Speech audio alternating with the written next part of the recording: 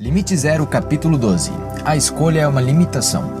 Podemos pedir à divindade, que conhece o nosso projeto individual, para curar todos os pensamentos e memórias que estão nos refreando nesse momento. Morna Simeona. O Dr. Hewlin voou para Austin, Texas, para passar alguns dias comigo em outubro de 2006. Quando busquei no aeroporto, começamos imediatamente a falar sobre a vida, Deus, programas, limpeza e outras coisas. Ele me perguntou o que andava fazendo naqueles dias. Eu lhe disse que eu estava muito entusiasmado.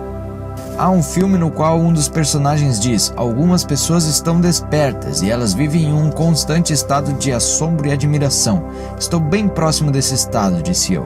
Tenho mágica, milagres e a vida me deixa animado. Conte-me mais, insistiu ele. Falei sobre o meu carro novo, que eu adoro. É um Panos Esperante GT-LM 2005, um carro esporte, exótico, de luxo. Esses carros são fabricados pela família Panos. Cada um deles é montado à mão, cada um é assinado pelas pessoas que o fabricaram e cada um recebe um nome. O meu se chama Francine. Eu sabia que o Dr. Hewlin iria apreciar o amor que eu dedico ao carro, bem como o fato de que ele é tratado como uma pessoa viva. Para ele, todas as coisas estão vivas.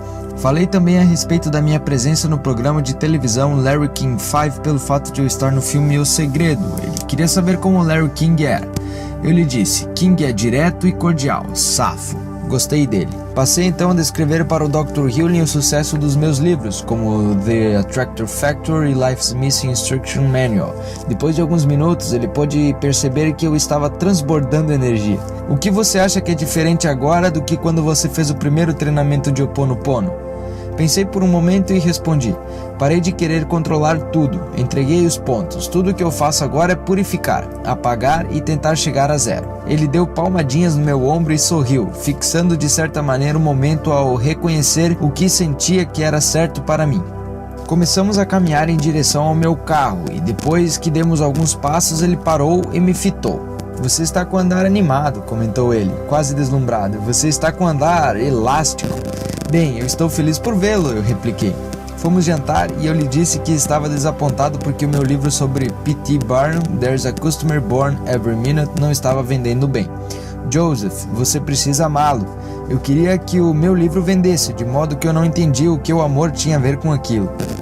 Joseph, se você tivesse 3 filhos e um deles estivesse atrasado na escola, você lhe diria que estava desapontado com ele?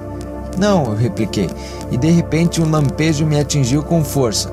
O livro é um filho meu, e eu estava dizendo que ele não era tão bom quanto os meus outros filhos. Senti isso em um grau tão real que eu quase comecei a chorar no restaurante.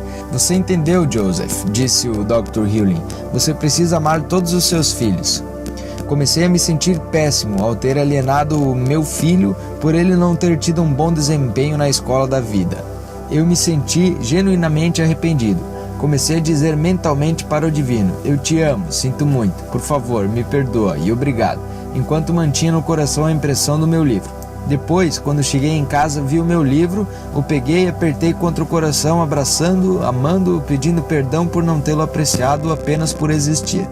Mais tarde, quando levei o Dr. Hewlin de carro para a área onde está a minha casa em Wimberley, Texas, ele disse que viu um elfo em mim. Um o quê? Um elfo, repetiu ele. Estou acostumado a que ele veja coisas em mim que eu não enxergo. Ele não chamaria isso de habilidade psíquica, mas apenas de um desdobramento em cada momento. O elfo tem olhos e orelhas grandes. Ele quer ficar do lado de dentro e não sair em público. Essa é a parte de mim que quer ficar em casa, trabalhar no computador e não interagir com as pessoas. Mas há outra parte de você que gosta da notoriedade. 2/3 de mim querem aparecer nos programas Larry King e Oprah e receber atenção, confessei, mas outra parte deseja permanecer do lado de dentro e ficar solitária. O seu elfo o manterá lúcido, explicou o Dr. Hewlin. As pessoas que desejam apenas a fama enlouquecem. Elas que só querem viver em uma caverna escondem os talentos que têm. Você tem equilíbrio. Mais tarde, ainda naquele dia, falei com Nerissa, o meu amor a respeito do meu elfo.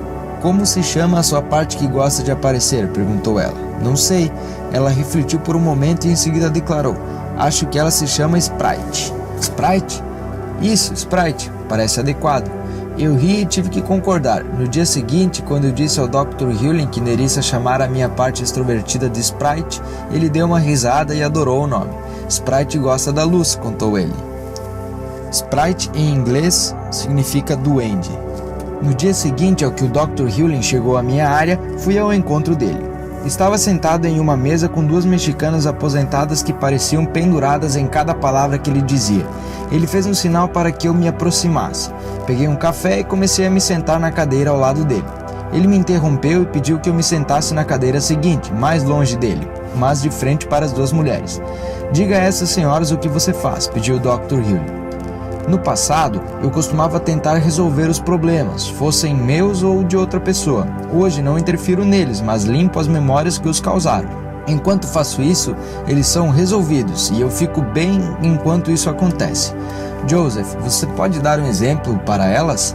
A minha irmã me deixa frustrado, confessei. Ela estava vivendo do seguro-desemprego, a sua casa foi invadida e a sua identidade foi roubada e outras coisas. Ela não é feliz, o que me deixa frustrado. Tentei ajudá-la enviando para ela dinheiro, livros, filmes e até mesmo um DVD player para que ela pudesse assistir aos filmes. Ela não faz nenhum esforço para mudar, mas agora não tento mais modificá-la. O que você faz? Perguntou uma das mulheres. Eu trabalho em mim, respondi. Agora entendo que a vida que ela vive não tem nada a ver com algo que ela esteja fazendo. É um programa ou memória que está sendo encenado e ela ficou presa na rede dele.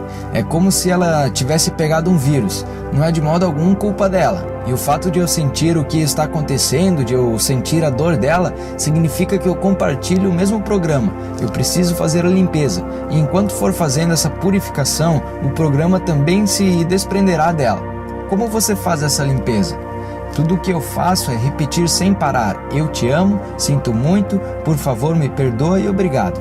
O Dr. Hewlin explicou que a simples frase "eu te amo" contém 3 elementos que podem transformar qualquer coisa.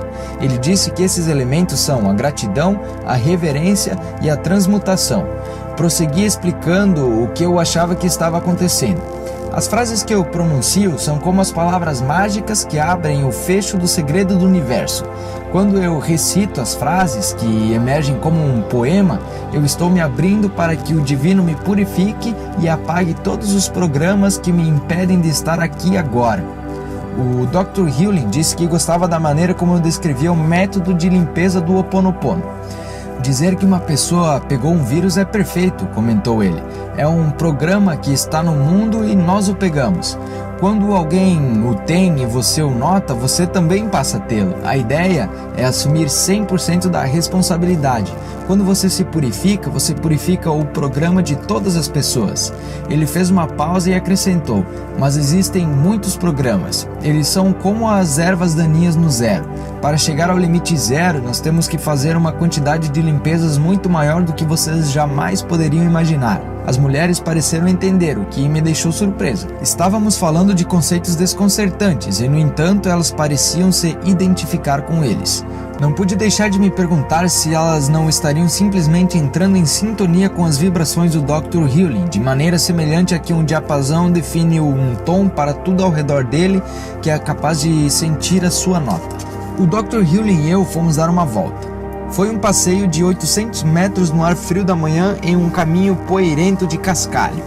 Veados caminhavam à nossa volta enquanto andávamos. Em um determinado momento, topamos com um grupo de cachorros que começaram a latir desesperadamente para nós, mas continuamos a conversar e andar. De repente, o Dr. Hewlin acenou para eles, como se para abençoá-los, e disse: "Nós amamos vocês."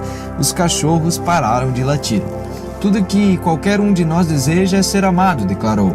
"Você, eu, até mesmo os cachorros." Um cachorro pequeno que estava atrás dos outros ganiu levemente. Não pude deixar de pensar que ele estava dizendo "bem apropriado", ou talvez "obrigado", ou até mesmo "eu também te amo". As nossas conversas eram sempre estimulantes. Em determinado momento, o Dr. Hewlin me afetou profundamente quando explicou que a única escolha que temos na vida é fazer ou não a limpeza. Agimos sempre em função da memória ou da inspiração, explicou ele. Ponto final. Retruquei. Eu sempre disse às pessoas que elas têm a escolha de se basear ou não na inspiração. Isso é o livre-arbítrio. O divino envia a mensagem e podemos agir ou não em função dela. Se o fizermos, tudo estará bem. Se não o fizermos, poderemos ter problemas. A sua escolha é fazer ou não a limpeza, disse ele. Se você estiver purificado, quando a inspiração chega, você simplesmente age. Você não pensa no assunto. Se você pensar, você estará comparando a inspiração com alguma outra coisa, e essa coisa é a memória. Limpe a memória e você não tem escolha. Você tem apenas a inspiração e age de acordo com ela. Sem pensar, apenas existe. Uau, esse discernimento realmente me abalou. Eu me senti mal pelo fato de eu já ter escrito e dito que a escolha é do livre-arbítrio, quando agora aprendi que o livre-arbítrio significa que ainda estamos emperrados na memória. Quando estamos no estado zero e não existe limite, nós só fazemos o que existe para fazermos, ponto final. É como se fizéssemos parte de uma grande sinfonia, explicou o Dr. Hewley. Cada um de nós toca um instrumento. Eu também toco um. Os seus leitores tocam os deles. Nenhum é igual ao outro. Para que o concerto seja tocado e todos o apreciem, eles precisam tocar um instrumento deles e não de outra pessoa. Nós nos metemos em apuros quando não pegamos o nosso instrumento ou achamos que o de outra pessoa é melhor.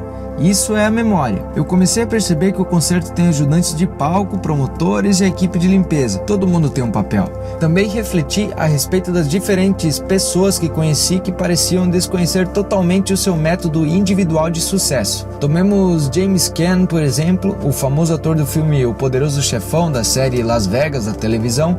Estive pessoalmente com ele várias vezes.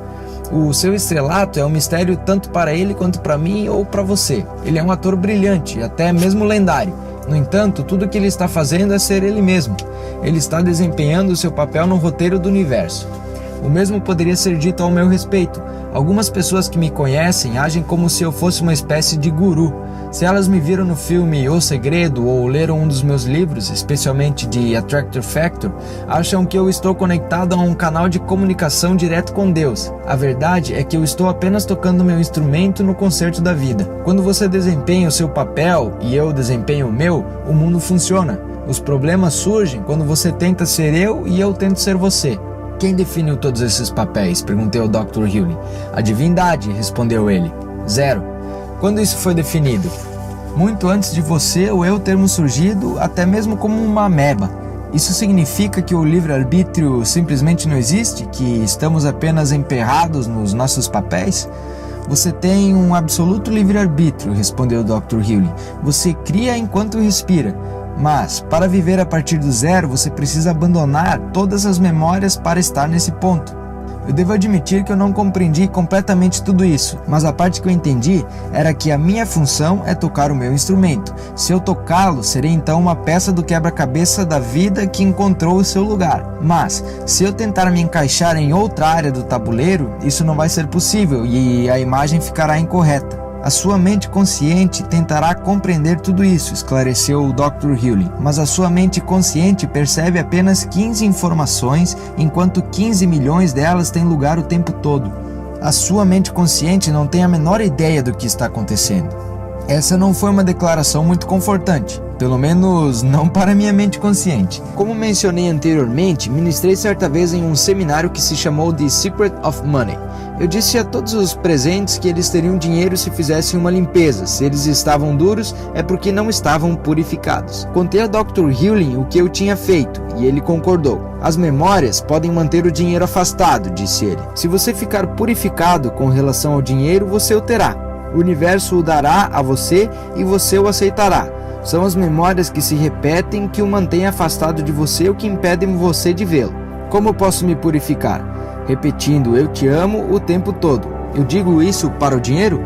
Você pode amar o dinheiro, mas é melhor dizê-lo para o divino. Quando você está em zero, você não tem limite e até mesmo o dinheiro pode vir até você.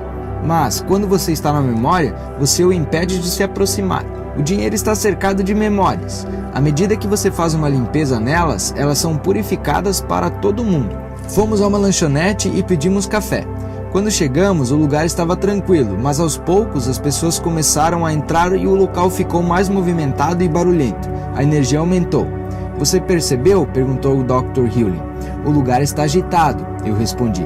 As pessoas parecem mais felizes. Viemos para cá e trouxemos o nosso eu mais limpo, e o lugar está sentindo isso, comentou o Dr. Hewlin. Ele me falou a respeito dos restaurantes que eu frequentava na Europa.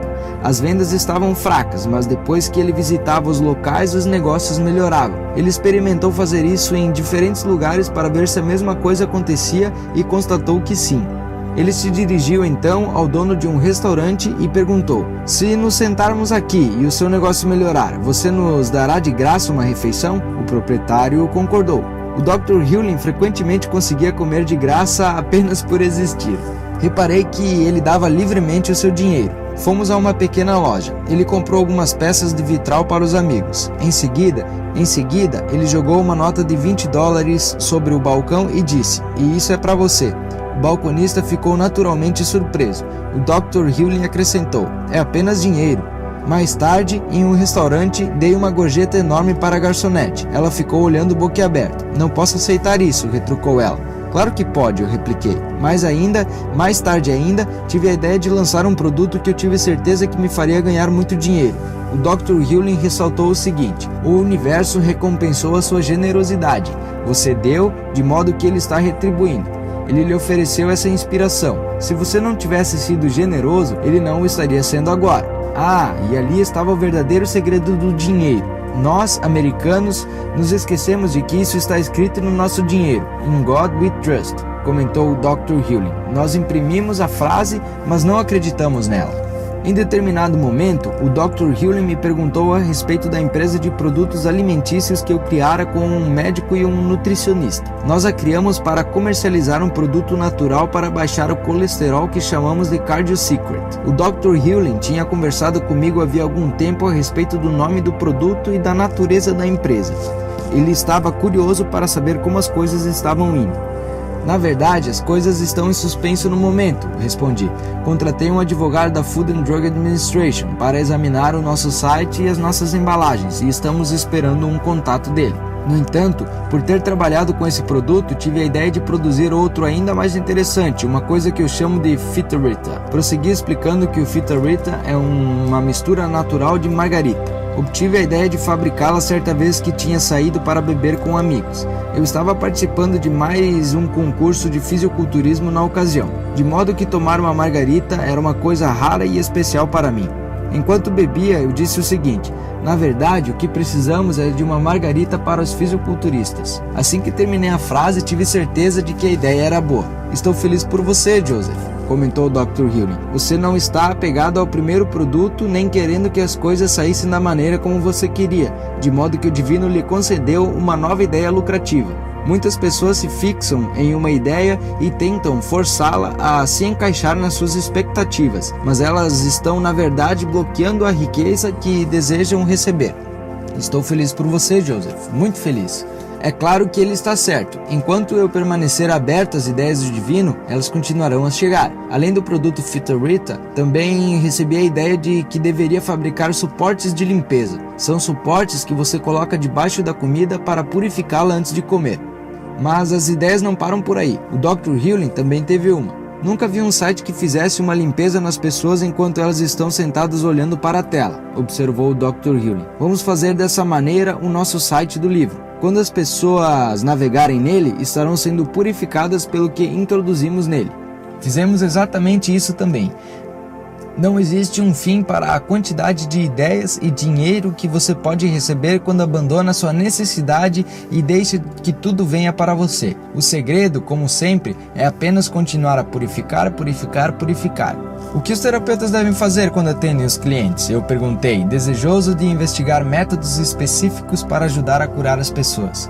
Simplesmente amá-las, respondeu o Dr. Hewlin. Mas e se uma pessoa nos procura porque estava traumatizada em algum momento e ainda não conseguiu superar o problema? Perguntei, com a intenção de encurralar o Dr. Hewlin e obrigá-lo a me fornecer um método que eu pudesse utilizar. Tudo que as pessoas desejam é ser amadas, replicou ele. Não é o que você quer? O que você diz é irrelevante, desde que você ame a pessoa. Então poderia ser junguiano, freudiano, reikiano ou qualquer outra coisa? Isso não tem importância, enfatizou o Dr. Hewley. O que interessa é que você ame a pessoa porque ela é uma parte de você, e o fato de você amá-la ajudará a apagar, limpar e purificar o programa que foi ativado na vida dela. Eu não estava conformado com aquela resposta, embora entendesse o que ele estava querendo dizer. Mas e se uma pessoa for comprovadamente maluca? Uma mulher considerada esquizofrênica me procurou certa vez, começou ele. Pedi a ela que me contasse a sua história. É importante que você entenda que o verdadeiro problema não tem nada a ver com o que essa pessoa ou qualquer outra pessoa me conte. A história delas é a maneira como elas conscientemente interpretam os eventos. O que está realmente acontecendo não está ao alcance da consciência delas. No entanto, o ponto de partida é ouvir a história. O que ela disse? Ela contou a sua história e eu ouvi. Enquanto ela falava, eu repetia mentalmente sem cessar para o divino: eu te amo, confiante de que o que precisava ser purificado seria purificado. Em determinado momento, ela me disse o nome todo dela, que era um daqueles nomes escritos com um hífen, como Vitael Oden ou algo assim. Exatamente. O nome divino cria uma personalidade dividida. Ela precisa assumir o seu nome de nascimento. Você pediu a ela que mudasse legalmente o nome? Ela não precisou chegar a esse ponto, explicou o Dr. Hewley. Ao dizer a si mesma o seu nome em uma única palavra, ela começou a relaxar e se sentir completa novamente. Mas o que fez a diferença para ela? A mudança de nome ou você dizer eu te amo? Quem sabe? Mas eu quero saber, repliquei. Eu iniciei um programa de coaching de milagres. Eu quero ter certeza de que os meus coaches estão dizendo e fazendo a coisa certa para que realmente possam ajudar as pessoas. Ele prosseguiu explicando que os terapeutas acham que estão aqui para ajudar ou salvar as pessoas. No entanto, a função deles na realidade é curar a si mesmos do programa que vem nos pacientes. À medida que essas memórias são canceladas no terapeuta, elas vão sendo canceladas no paciente. Não importa o que você ou seus coaches possam dizer ou fazer desde que continuem a amar a pessoa com quem estão, explicou ele novamente. Lembre-se de que a pessoa que você vê no espelho é você. Você compartilha a experiência dela. Faça uma limpeza no programa compartilhado e vocês dois ficarão bem. Mas como? Eu te amo, respondeu o Dr. Hewley. Estou começando a sentir um tema aqui. Venho tentando descobrir como o mundo funciona desde que eu tinha idade suficiente para ler livros infantis e depois histórias em quadrinhos. Super-Homem e The Flash eram fáceis de entender. Hoje eu preciso lidar com a ciência, a religião, a psicologia e a filosofia, bem como as minhas próprias divagações mentais. Quando acho que estou conseguindo lidar com as coisas, surge outro livro para perturbar a minha visão de mundo. Dessa vez eu estava lendo Consciousness Speaks, de Balzac, quando comecei a ter uma dor de cabeça.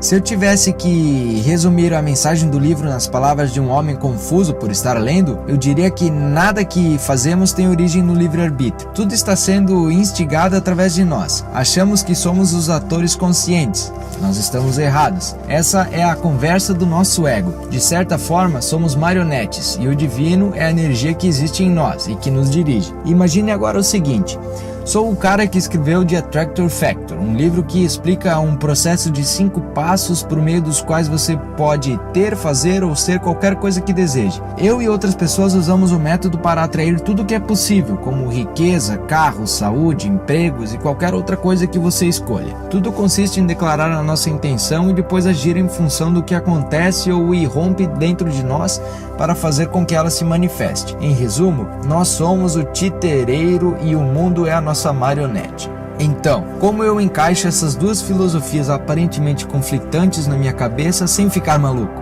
Acho que a coisa funciona da seguinte maneira. Em primeiro lugar, estamos vivendo em um mundo acionado pelas convicções. Independentemente daquilo em que você acredita, essa convicção funcionará. De qualquer forma, levará você até o fim do seu dia. Ela moldará suas experiências e transformará as ideias que fazem sentido para você. E quando alguma coisa acontece que não parece combinar com o seu sistema de visão de mundo ou crenças, você encontrará uma maneira de racionalizá-la e obrigá-la a se encaixar no que você quer. Ou então você toma um tranquilizante. Em segundo lugar, não consigo deixar de me perguntar se as duas filosofias estão certas. Nós somos a marionete e o titereiro, mas isso só funciona quando desimpedimos o nosso próprio caminho.